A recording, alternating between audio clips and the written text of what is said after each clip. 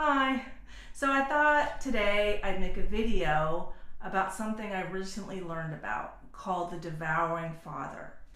Now, a lot of people in psychology have probably heard of a devouring mother where they kind of consume their children emotionally and the children are just way overprotected, way overmanaged, and have no sense of self, no personal identity. They did not go through what we can call the individuation process, where people in a healthy way from infant to 18 develop into a sovereign human being over themselves.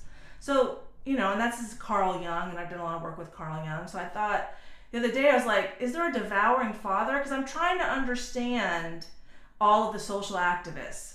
And so I went into psychology, go, hey, how can I explain why two mothers think it's, their mission to use their bodies in a car to confront the federal police force, like, the DHS, ICE officers, like confront federal authority with their body in a car.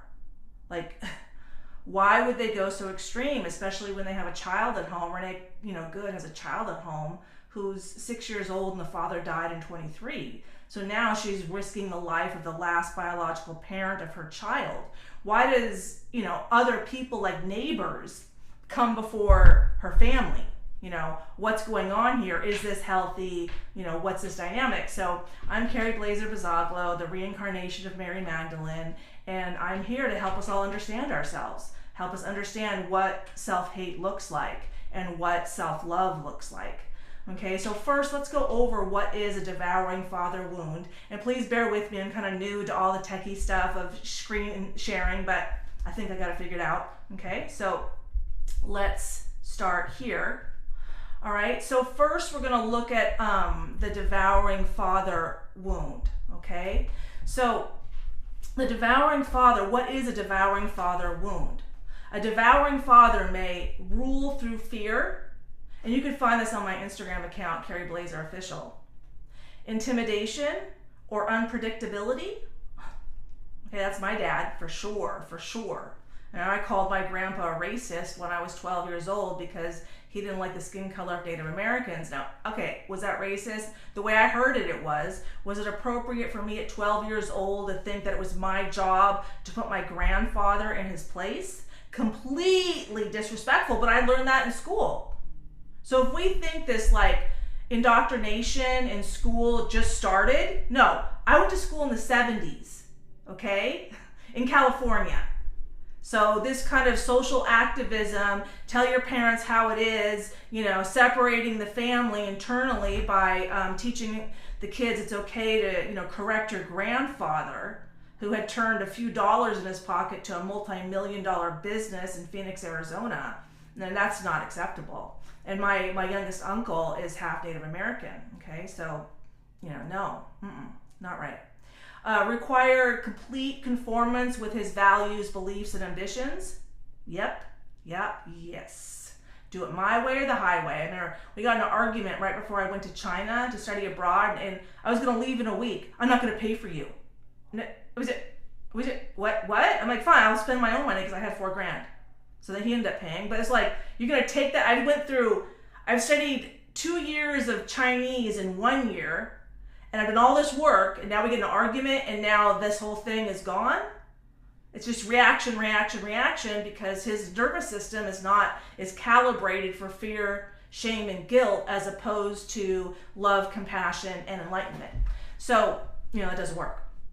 And the whole healing process, the reparenting process, as you may have heard it called, is teaching your nervous system to resonate, meaning a vibrational match with love, compassion, and enlightenment instead of fear, guilt, and shame. And we'll get into that more later. Okay. So punish independence or disagreement. Yep. Use shame, rage, or withdrawal to enforce control. Yep. Did that. Oh, totally.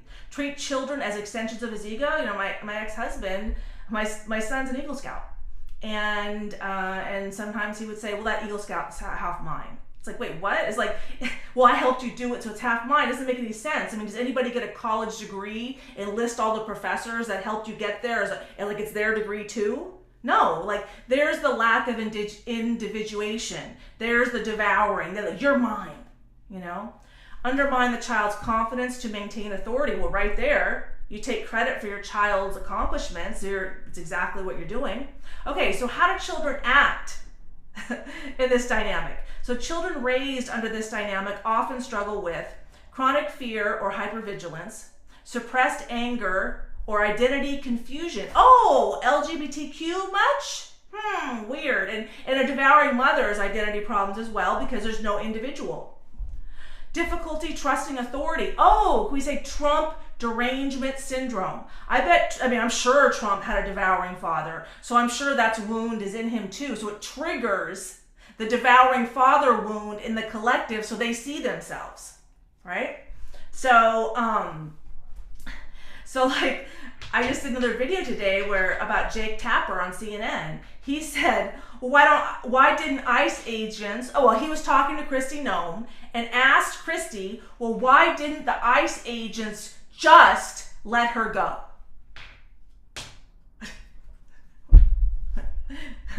Her wife had criminal intent going there. They had trained for it with an ICE watch. They were blocking the street. They were honking their horn. They were disrupting constantly. If the police were there, they would have been arrested.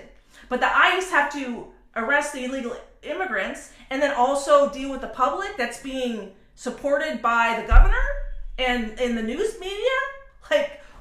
That's a huge distrust of authority. And just so we're clear, that's when someone says, I'm just, no, they're gaslighting you with shame, guilt, and fear. I remember, I watched the news conference of the Minnesota Teachers Union rep saying, it's so dangerous out there. Children should be able to go to school without being afraid. Sorry. There would be no fear if your people weren't, illegally confronting the DHS, the federal agents, while they're just doing their job, while they're enforcing the law. So the safety risk is self-created, and then you're projecting it onto us or the federal agents or the government as if, oh my God, we're the victims. Oh my God. So should is controlling you with shame, guilt, and fear. And then I remember I stopped the video and went back and just, the children just. I was like, oh shit.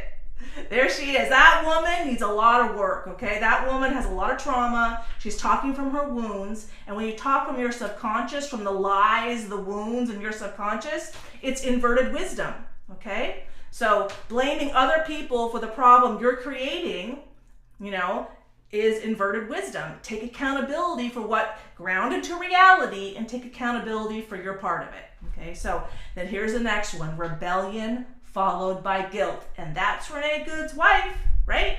So she was outside the car with her camera, taunting the ICE agent, saying, on and on. And then right after she backed up and right before she went forward, she screamed, "Drive, baby, drive." And that's when she hit the ICE officer and got killed. Renee did. And then there's video of her wife saying afterwards, "I told her to come down here. It's all my fault." Rebellion followed by guilt. There it is, devouring father wound. These people are not mentally well, okay? Shame around self-expression, right? Look at her. She's a woman with, she's butch. That's not femininity. Internalized, harsh inner critic, okay? Do these children seem like social activists? Maybe. Okay, let's go back and get myself out of the screen share. There we go. Okay. So, we have been through a lot as a collective of souls having a human experience, and I could get into a lot of things right now, but I want people to focus on what is a devouring father wound and helping each other come out of it. All of us have been through so much generational trauma. The kids now in school are making sex sounds at 8, 9 years old, and the whole class. Teachers just quitting. They just can't take it. How do you correct the whole class of 8, 9-year-olds making sex sounds if that's being supported at home? How can you educate children in that environment? But this is how destroyed the home is. Okay, I was born in 1970, right? And I have to say, in 1969, the Pope made Mary Magdalene an apostle. I'm like, they're gonna be nice to me. I guess I'll come back. Came back in 1970, and No, I've been here many times, just not recognized as the reincarnation of Mary Magdalene. And if you're wondering, JC, yeah, he is, I don't speak for him, but I know this man from my childhood. His name is Jason Colvin. His initials are JC. He is former FBI, currently the head of global security at GoDaddy. We were raised together in Westlake Village, California. And so if you want to look him up. Anyway, he takes care of my security if you have any questions. So I speak freely because I'm safe. Anyway, I just want everybody to really sink into this, that we've all been through so much. I mean, if you look at the past 2,000 years since Christ has been crucified, you know, and masculinity rose and femininity was suppressed. You know, let me bring up another one, like what has happened, like why, how did we get here, right?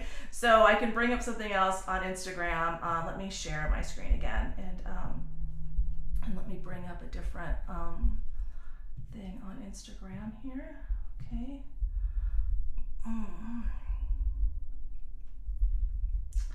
Yes, FAFO. Okay. So yeah, 2,000 years ago, my husband was crucified in front of me on the Sabbath. Sabbath is feminine time for the husband to read the Woman of Valor poem, honoring his wife. You can look it up. It's, you know, it's called Eshet Halil in Hebrew. My ex-husband's Israeli. I met him in Tibet. Okay.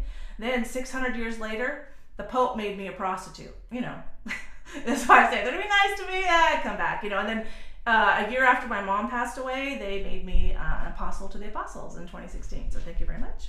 That's a year after I started healing from my childhood trauma. So, you know, I was making progress there. And the Pope picked up on that. Anyway, so what happens when femininity or wisdom is suppressed? Well, we win the Darwin Award. You know, controlling and punishing religions emerge.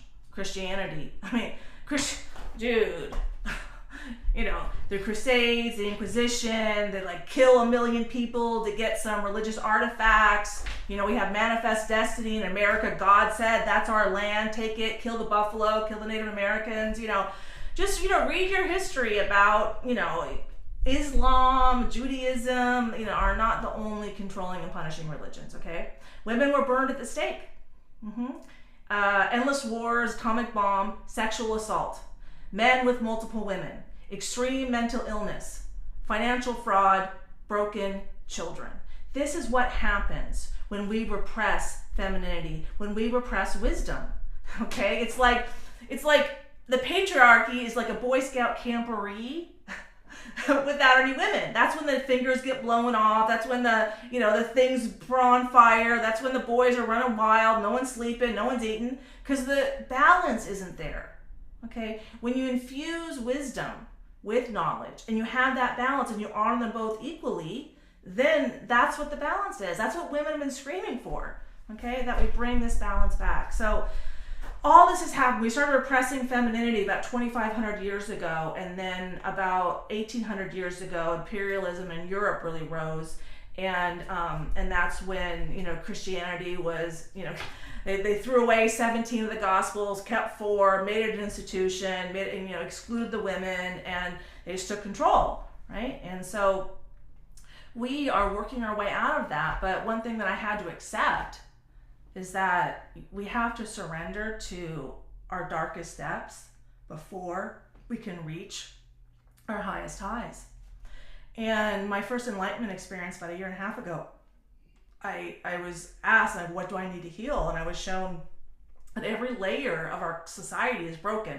The first responders, the family, relationships. I'm like, okay, take me back to the beginning. There was God, and then what? Because we have even been questioning what is a woman and what is a man. Like, that's the most basic duality, is man and woman. I mean, reality is dual in nature. Those opposites makes energy fluctuate. Fluctuating energy is alive energy. But two women, they don't fluctuate the energy because they can't breathe life. They can't give birth to new energy. They can't change it into a new life. You know, so it's like it's endemic to the process. So we have to really get back to our roots and ask ourselves, you know, how are we going to turn ourselves into a healthy society? Because I'm here to tell you that no one's coming to save you. That's why I have my 6 divine feminine self-love strategies. Teach everyone how to love themselves, because self-love creates heaven on earth. You know, we've been fucking around and finding out a lot. And there's going to be a lot more FAFO coming around quick. right? So everybody get ready. We're changing.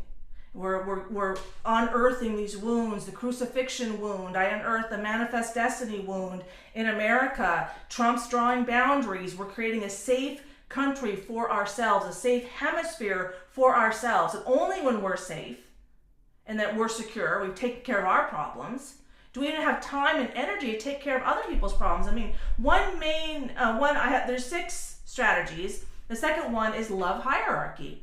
And this is where people don't love themselves, where Renee Good and her wife got her killed because they did not follow the love hierarchy. Love hierarchy says self-love comes first. And by self-love, I mean exercise, diet, self-reflection. You start yelling at someone, take accountability, say, let me go calm and let's have this later.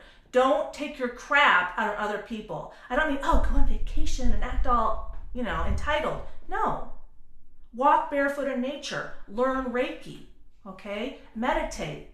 Ice plunges, supplements, massages, self-care. So self-care fills up your personal cup of love in your heart, and then when you have overflow, you pour from the overflow. Because when you pour from inside, then you don't leave enough for yourself.